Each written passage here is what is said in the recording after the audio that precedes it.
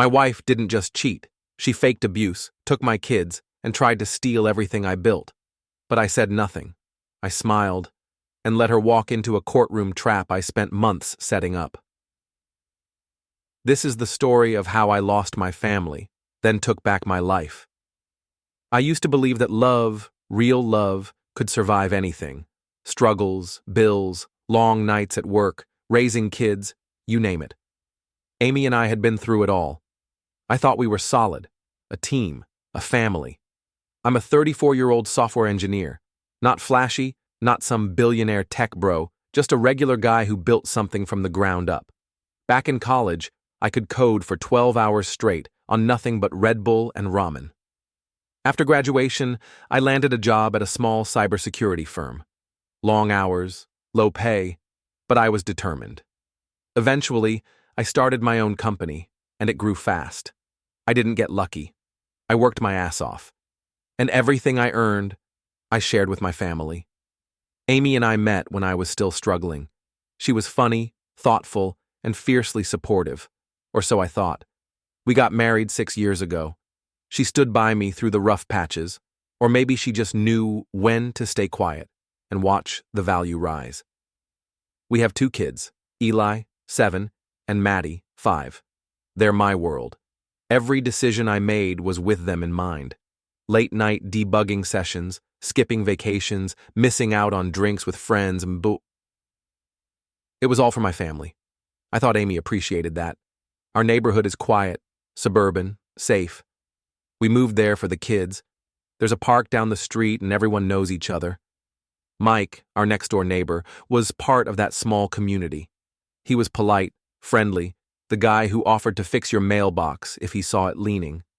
I didn't think twice about his presence. Amy once told me they had dated years ago. College stuff. It was nothing serious, she said with a laugh. I barely even remember it. I believed her. Why wouldn't I? You trust your wife. Things started changing about a year ago. Amy grew distant. The warmth faded, replaced by polite indifference. I chalked it up to stress. Kids, housework.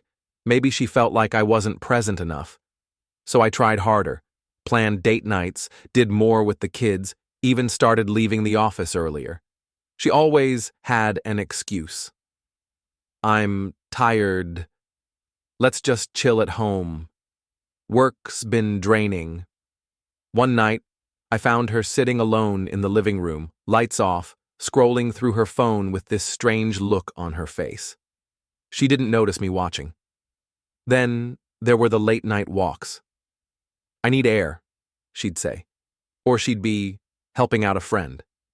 I never questioned it. Not at first. I should have.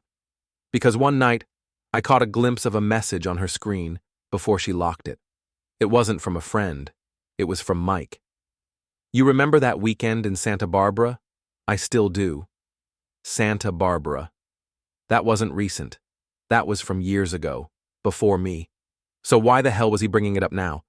Why was she smiling at the message? Still, I didn't confront her. Not yet. Maybe I didn't want to believe what my gut was screaming. Instead, I started watching, quietly, collecting, not just emotions, but evidence. Because the woman I loved wasn't Amy anymore, and the man who lived next door wasn't just a neighbor. He was a ghost from her past, and maybe he'd never left. After seeing that message from Mike, you remember that weekend in Santa Barbara? I still do.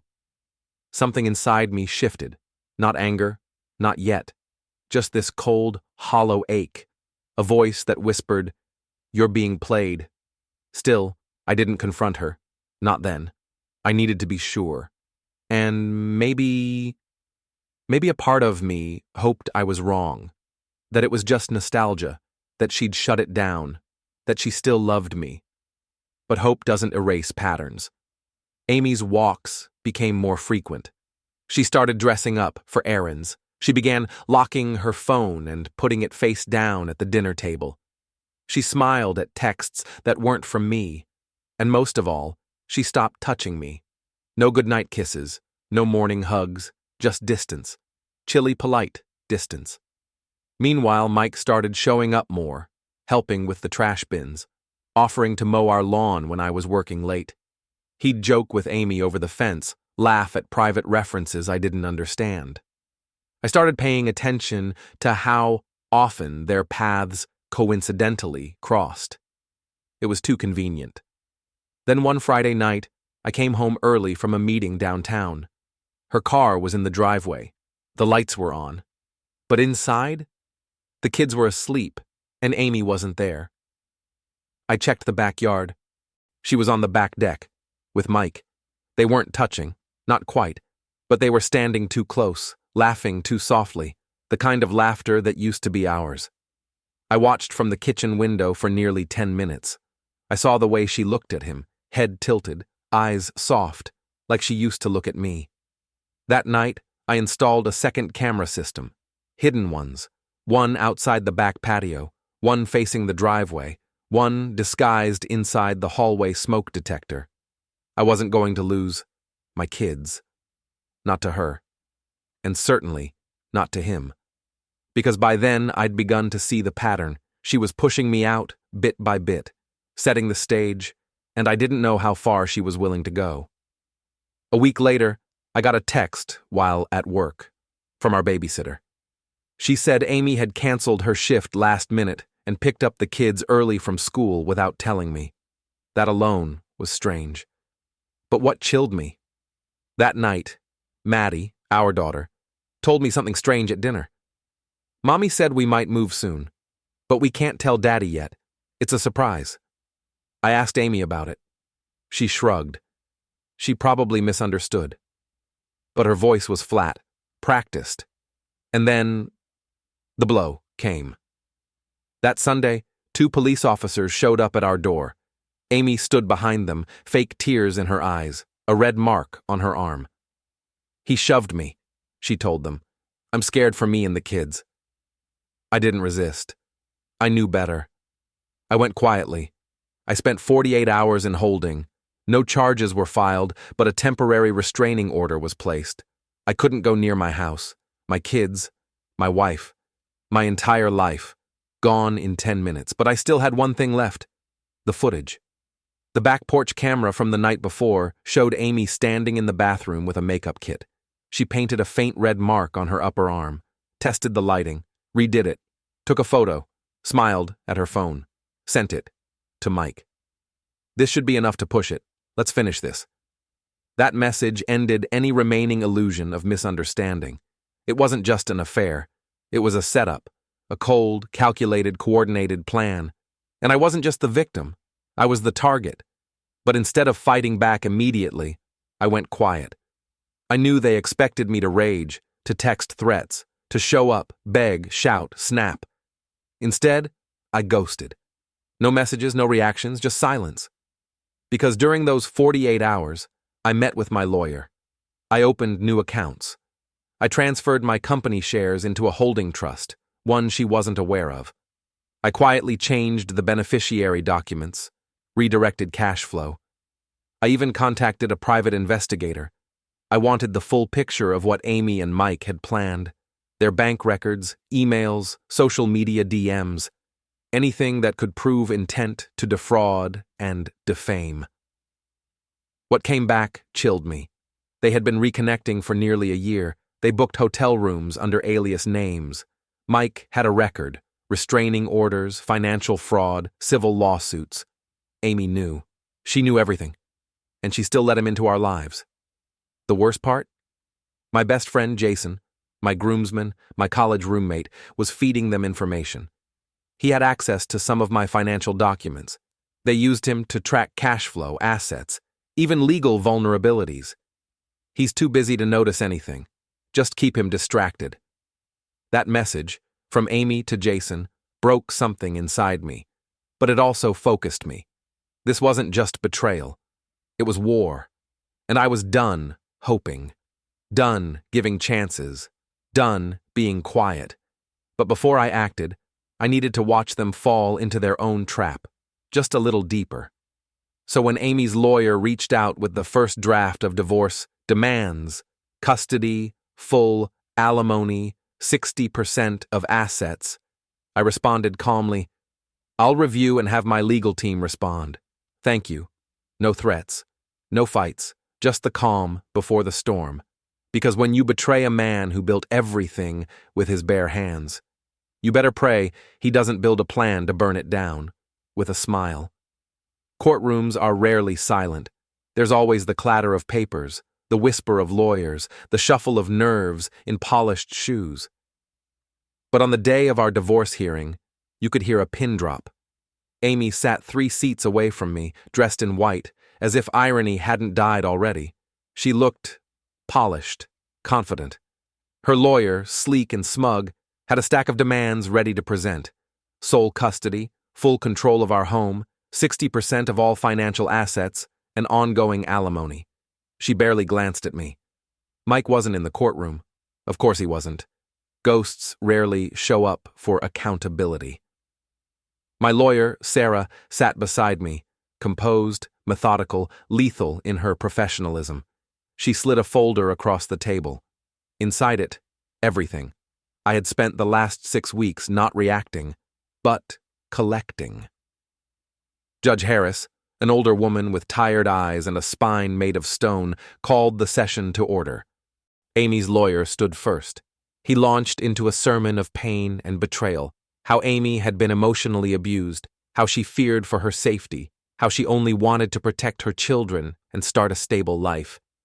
He even said the words, "My client never intended to destroy the defendant. She only wanted peace." Peace? She'd accused me of being a monster. She'd told my kids I didn't love them. She tried to take my life's work and hand it to her high school ex. And now they called it peace. I remained silent. I didn't need to speak. I had footage. Sarah stood. She started with the restraining order, asked that it be rescinded, citing new evidence. Judge Harris raised an eyebrow. Sarah opened the laptop on the desk. The courtroom screen lit up. Exhibit A. Ring camera footage, time-stamped. Amy standing in our master bathroom. She lifts her phone, applies concealer to her arm, then adds a faint red smear, takes a photo, sends it. The courtroom shifted. I heard gasps. Amy's face paled. Exhibit B. A message on screen from Amy's phone to Mike. This should be enough to push it. Let's finish this. Sarah clicked to the next clip. Exhibit C. Audio recording from our hallway. Legally admissible. One-party consent in our state. Amy on the phone with Jason, my best friend. He's clueless. His lawyer's soft. Just send me the docs from his side of the business. He doesn't lock anything. And then came the knife. Exhibit D. A video from Maddie, our daughter, crying softly, recorded on a school-issued tablet. Mommy said if we say Daddy scared us, we don't have to live with him anymore. That one broke the room. Judge Harris froze. The clerk's hands stopped moving. Amy sat motionless, like someone had unplugged her spine. Her lawyer tried to object. This is manipulation, taken out of context. But Judge Harris raised her hand and shut him down with one look. Sarah wasn't done. She presented Mike's financial records, large cash withdrawals, hotel bookings under false names, phone GPS data tracking him entering our home while I was away. She showed Mike's past, restraining orders from 2 exes, one of which mentioned coercive behavior and financial exploitation. The timelines overlapped. Then, finally, Sarah dropped a printed email chain between Amy and Mike. Emails we'd pull from a recovered iCloud backup. There, in writing, was their plan. Once we get full custody, I'll file for asset division. I've already got Jason giving me his financials. After that, we're gone. Judge Harris leaned forward slowly. Ms. Wilson, are you denying that this plan was written by you? Amy opened her mouth, closed it, swallowed hard. I didn't mean... You didn't mean to steal his business? You didn't mean to fabricate evidence and manipulate your children? She didn't answer. The judge turned to me. Do you wish to proceed with your countersuit? I nodded once. Sarah submitted our civil suit: defamation, parental alienation, false reporting, and attempted fraud. Amy's lawyer tried to delay, but the judge denied the motion. She was done playing games. And then, in a move I didn't expect, Judge Harris spoke to the courtroom. "I don't usually say this, but Mr. Adams, your restraint is noted and commendable." I didn't smile. I didn't look at Amy. I looked at my kids, who were waiting outside with their grandparents, who no longer needed to be told I was dangerous, because now the truth was on record. Aftermath of the climax. The judge granted me full custody. Amy would have supervised visitation, pending psychological review. The house, mine, the company, untouchable. The money she tried to take, she now owed in damages. Jason was sued separately for breach of fiduciary trust. Mike?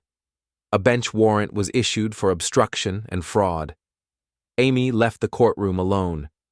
As we walked out, I passed her in the hallway. She stopped me. I was angry. You were never around. I didn't stop walking, but I left her with this. I was building a life. You were busy tearing it down. It didn't take long for the story to leave the courtroom. A legal blogger posted a recap of the case within 48 hours. Then came the viral video breakdowns on TikTok and YouTube. Titles like "She Faked Abuse to Steal His Kids," "Got Exposed in Court," and "Dad Outsmarts Cheating Wife and Ex-Boyfriend in Legal Beatdown." Comments flooded in. Thousands of strangers, people I didn't know, rallied behind the quiet guy who didn't snap, who didn't scream, who just kept the receipts. Amy's name was everywhere. Screenshots of her emails, clips from the courtroom, memes even. Some cruel, most justified. A local parenting group she once moderated banned her without a second thought. The preschool we once fundraised for politely asked her not to return to volunteer events. The judgment wasn't just legal, it was social. Her lawyer dropped her as a client. Jason tried to apologize over email. I didn't respond. His betrayal didn't deserve closure. Last I heard, he moved to another city, changed his number. Cowards do that. And Mike? He vanished. As far as anyone could tell, he left the state. Good. Let him haunt someone else's neighborhood for a change. As for Amy, I only saw her one more time, during the first court-mandated visitation with the kids. It was awkward, tense. Eli clung to my leg. Maddie didn't say much. Amy tried to smile, said, "Hi, sweetie," but her voice cracked. She didn't look like herself. No makeup, thin, fragile. After that day, she missed 2 more visits in a row. Her attorney requested a deferment, citing emotional instability. I didn't gloat. I didn't rejoice in her misery. But I also didn't save her from it, because I was busy doing something else, rebuilding. Not a company, not wealth, me. I moved into a smaller house in a quieter neighborhood. Nothing fancy, just cozy, safe. The kids had a backyard. I had a grill. We built a new routine: Saturday morning pancakes, bike rides in the evening, movie nights on Fridays, where Eli always picked the worst superhero flicks, and Maddie insisted on popcorn with M&Ms mixed in. For the first time in years, I stopped running. I didn't measure my value in productivity. I just lived. I started therapy, not just for me, but for the kids, too. We worked through the fear, the confusion, the questions they didn't know how to ask.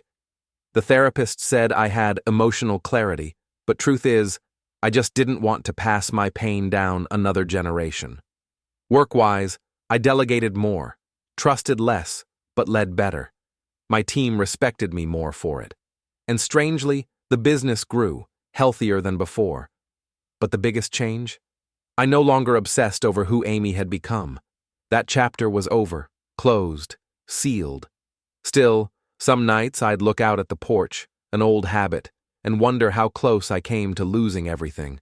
Not just the money, not the house, but myself.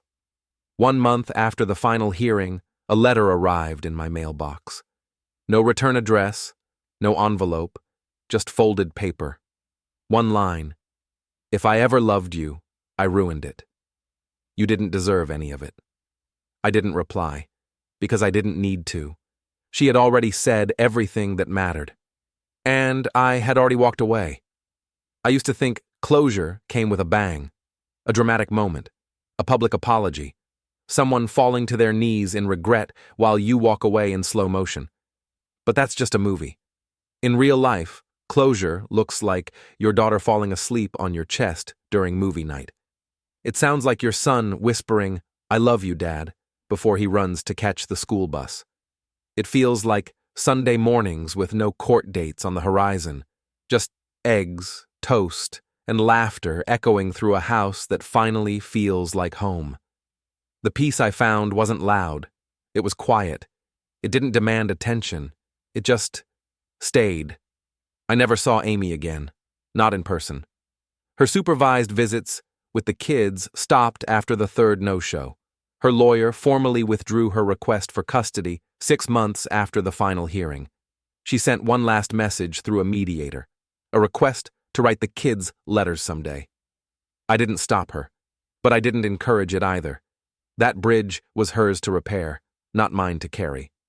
Some nights, I still think about the version of Amy I loved, the woman who danced barefoot in the kitchen, who kissed my forehead after 14-hour workdays, who said, "You've got this," when I doubted myself. I mourned that version of her like a death. And then I buried it. Now, I measure my life in smaller, more honest victories. Maddie learned how to ride a bike. Eli asked to help cook dinner, just like you, Dad. I started running again, not from anything, but towards something. I still go to therapy, still have days where the echoes hit harder than expected. But the weight doesn't crush me anymore.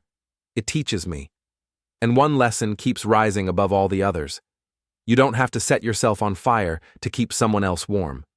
I gave everything, time, trust, loyalty, to someone who mistook it for weakness.